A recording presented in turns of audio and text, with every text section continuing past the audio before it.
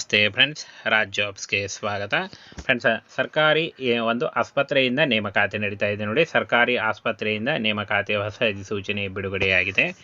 Both male and female, ಪುರುಷ ಮತ್ತು ಮಹಿಳಾ ಅಭ್ಯರ್ಥಿಗಳು ಅರ್ಜಿಗಳನ್ನು ಸಲ್ಲಿಸಬಹುದು. ಕರ್ನಾಟಕದ ಎಲ್ಲ ಜಿಲ್ಲೆಯಿಂದ ಎಲ್ಲ ಅಭ್ಯರ್ಥಿಗಳು ಕೂಡ ಅರ್ಜಿಗಳನ್ನು ಸಲ್ಲಿಸಬಹುದಾಗಿರುತ್ತೆ. Multitasking staff, lower division clerk, upper division clerk ಮತ್ತು ಫ್ರೆಂಡ್ಸ್ ಕ್ಯಾಶಿಯರ್ ಅಸಿಸ್ಟೆಂಟ್ ಹಾಗೂ ಕ್ಲರ್ಕ್ ಉದ್ಯೋಗಗಳಿಗೆ ನೇಮಕಾತಿಯ ಹೊಸ ಅಧಿಸೂಚನೆ ಆಗಿರುತ್ತೆ. ಬೋತ್ ಮೇಲ್ ಆ್ಯಂಡ್ ಫಿಮೇಲ್ ನೋಡಿ. ಕರ್ನಾಟಕದ ಯಾವುದೇ ಜಿಲ್ಲೆಯಿಂದ ಕೂಡ ನೀವು ಕೂಡ ಅರ್ಜಿಗಳನ್ನು ಸಲ್ಲಿಸಬಹುದಾಗಿರುತ್ತೆ.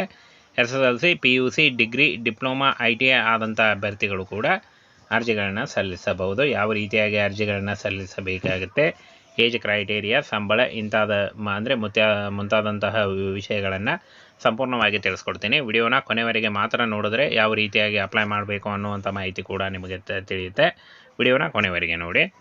ಫ್ರೆಂಡ್ಸ್, ಇಲ್ಲಿ ಕಾಣಿಸ್ತಾ ಇದೆ ನೋಡಿ. ಒಟ್ಟು ಟೋಟಲ್ ಆಗಿ 17,000ಕ್ಕೂ ಅಧಿಕ ಉದ್ಯೋಗಗಳಿಗೆ, ಬೃಹತ್ ಉದ್ಯೋಗಗಳಿಗೆ ನೇಮಕಾತಿ ನಡೀತಾ ಇದೆ ನೋಡಿ. ಇನ್ನು ಫ್ರೆಂಡ್ಸ್, ಬಹುಕಾರ್ಯ ಸಿಬ್ಬಂದಿ 3,341 ಹುದ್ದೆಗಳಿದ್ದಾವೆ. ಕೆಳ ವಿಭಾಗದ ಗುಮಾಸ್ತ 1,923 ಹುದ್ದೆಗಳು. ಇನ್ನು ಅಪ್ಪರ್ ಡಿವಿಷನ್ ಕ್ಲರ್ಕ್ ಮತ್ತು ಅಪ್ಪರ್ ಡಿವಿಷನ್ ಕ್ಲರ್ಕ್ ಕ್ಯಾಶಿಯರ್ 6,435 ಹುದ್ದೆಗಳು. ಇನ್ನು ಮುಖ್ಯ ಗುಮಾಸ್ತ ಸಹಾಯಕ 3,415 ಹುದ್ದೆಗಳು.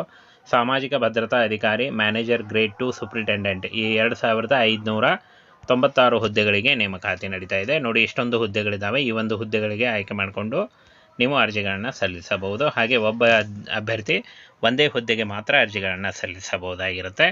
ಇನ್ನು ಫ್ರೆಂಡ್ಸ್, ಡಿಗ್ರಿಯಲ್ಲಿ ಫೈನಲ್ ಇಯರ್ ಓದ್ತಾ ಇರುವಂಥ ಅಭ್ಯರ್ಥಿಗಳು ಕೂಡ ಆನ್ಲೈನ್ ಮೂಲಕ ಅಫಿಷಿಯಲ್ ವೆಬ್ಸೈಟ್ಗೆ ಹೋಗಿ ನೀವು ಅರ್ಜಿಗಳನ್ನು ಸಲ್ಲಿಸಬಹುದಾಗಿರುತ್ತೆ.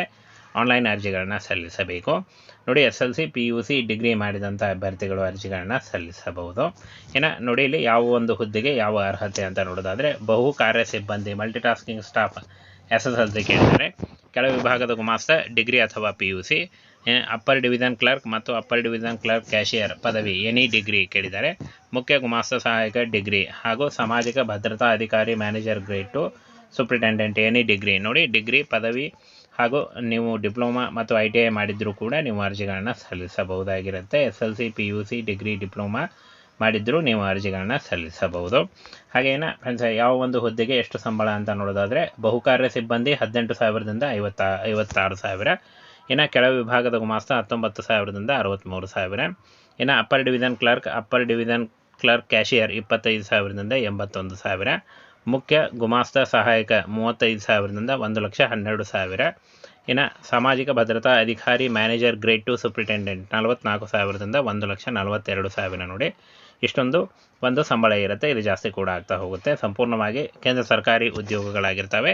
ಇದೊಂದು ಕರ್ನಾಟಕ ಸೇರಿ ಆಲ್ ಓವರ್ ಇಂಡಿಯಾದಲ್ಲಿ ಜಾಬ್ಸ್ ಇರುತ್ತೆ ನೋಡಿ. 17,000 ಹುದ್ದೆಗಳಿದ್ದಾವೆ. ಟೋಟಲ್ ಆಗಿ 17,000 ಹುದ್ದೆಗಳಿದ್ದಾವೆ. ಈ ಒಂದು 17,000 ಹುದ್ದೆಗಳು ಕರ್ನಾಟಕದಲ್ಲೂ ಕೂಡ ಇರುತ್ತೆ. ಕರ್ನಾಟಕ ಸೇರಿ ಆಲ್ ಓವರ್ ಇಂಡಿಯಾದಲ್ಲಿ ಜಾಬ್ಸ್ ಇರುತ್ತೆ. ಹಾಗೇನೆ ಫ್ರೆಂಡ್ಸ್, 18 ವರ್ಷದಿಂದ 30 ವರ್ಷದ ಒಳಗಿನವರು ಅರ್ಜಿಗಳನ್ನು ಸಲ್ಲಿಸಬಹುದಾಗಿರುತ್ತೆ. ಇನ್ನು ಬಹುಕಾರ್ಯ ಸಿಬ್ಬಂದಿ 18 ವರ್ಷದಿಂದ 25 ವರ್ಷಗಳು. ಕೆಳ ವಿಭಾಗದ ಗುಮಾಸ್ತ ಡಿಗ್ರಿ ಕೇಳಿದ್ದಾರೆ. ಹಾಗೇನೆ ಫ್ರೆಂಡ್ಸ್, ಇದಕ್ಕೂ ಕೂಡ 18ರಿಂದ 30 ವರ್ಷಗಳು. ಅಪ್ಪರ್ ಡಿವಿಷನ್ ಕ್ಲರ್ಕ್ 18ರಿಂದ 27 ವರ್ಷಗಳು. ಹಾಗೆ ಮುಖ್ಯ ಸಹಾಯಕ 18ರಿಂದ 30 ವರ್ಷ. ಇನ್ನು ಸಾಮಾಜಿಕ ಭದ್ರತಾ ಅಧಿಕಾರಿ ಮತ್ತು ಮ್ಯಾನೇಜರ್ ಗ್ರೇಡ್ 2 ಸೂಪ್ರಿಟೆಂಡೆಂಟ್ 30 ವರ್ಷ ಆದಂಥ ಅಭ್ಯರ್ಥಿಗಳು ಅರ್ಜಿಗಳನ್ನು ಸಲ್ಲಿಸಬಹುದು. ಏನ ಫ್ರೆಂಡ್ಸ್, ಇಲ್ಲಿ ನೋಡಿ, ಉದ್ಯೋಗಿಗಳ ರಾಜ್ಯ ವಿಮಾ ನಿಗಮ ನೋಡಿ, ಸಂಪೂರ್ಣವಾಗಿ ಗೌರ್ಮೆಂಟ್ ಒಂದು ಹಾಸ್ಪಿಟಲಲ್ಲಿ ನೇಮಕಾತಿ ಆಗುತ್ತೆ ನೋಡಿ. ಒಟ್ಟು ಹುದ್ದೆಗಳ ಸಂಖ್ಯೆ 17,710 ಹುದ್ದೆಗಳಿದ್ದಾವೆ. ಇಲ್ಲಿ ನೋಡಿ, ಸಂಬಳ 18,000ದಿಂದ 1,42,000. ಉದ್ಯೋಗ ಸ್ಥಳ ಕರ್ನಾಟಕ ಸೇರಿ ಆಲ್ ಓವರ್ ಇಂಡಿಯಾದಲ್ಲಿ ಜಾಬ್ಸ್ ಇರುತ್ತೆ. ಫ್ರೆಂಡ್ಸ್, 10,000ಕ್ಕೂ ಅಧಿಕ ಉದ್ಯೋಗಗಳು ಕರ್ನಾಟಕದಲ್ಲೇ ಇದೆ. ಹಾಗೆ ಇನ್ನು ಅಪ್ಲೈ ಮಾಡೋ ಆನ್ಲೈನ್ ಮೂಲಕ ಇಲ್ಲಿ ನೋಡಿ, ಈ ಒಂದು ಅಫಿಷಿಯಲ್ ವೆಬ್ಸೈಟಿಗೆ ಹೋಗಿ ನೀವು ಅರ್ಜಿಗಳನ್ನು ಸಲ್ಲಿಸಬಹುದಾಗಿರುತ್ತೆ. ಇನ್ನು ಯಾವುದೇ ರೀತಿಯ ಅರ್ಜಿ ಶುಲ್ಕ ಇರೋದಿಲ್ಲ. ಫ್ರೀಯಾಗಿ ನೀವು ಅರ್ಜಿಗಳನ್ನು ಸಲ್ಲಿಸಬಹುದು. ಹಾಗೆ ಆಯ್ಕೆ ಪ್ರಕ್ರಿಯೆ ನೋಡೋದಾದರೆ, ಲಿಖಿತ ಪರೀಕ್ಷೆ ಮತ್ತು ಸಂದರ್ಶನದ ಮೂಲಕ ಆಯ್ಕೆಯನ್ನು ಮಾಡಿಕೊಳ್ಳಲಾಗುತ್ತೆ. ಇನ್ನು ಫ್ರೆಂಡ್ಸ್, ಪ್ರಮುಖ ದಿನಾಂಕಗಳನ್ನು ನೋಡೋದಾದರೆ, ಒಂದು ಅರ್ಜಿ ಸಲ್ಲಿಕೆ ಶುರುವಾಗುತ್ತೆ ನೋಡಿ. ಆನ್ಲೈನ್ ಮೂಲಕ ಅಫಿಷಿಯಲ್ ವೆಬ್ಸೈಟಿಗೆ ಹೋಗಿ ನೀವು ಅರ್ಜಿಗಳನ್ನು ಸಲ್ಲಿಸಬಹುದಾಗಿರುತ್ತೆ. ಸಂಪೂರ್ಣವಾಗಿ ಕಾಯಂ ಉದ್ಯೋಗಗಳು ಹಾಗೆ ಸೆಂಟ್ರಲ್ ಗೌರ್ಮೆಂಟ್ ಉದ್ಯೋಗಗಳಾಗಿರ್ತವೆ.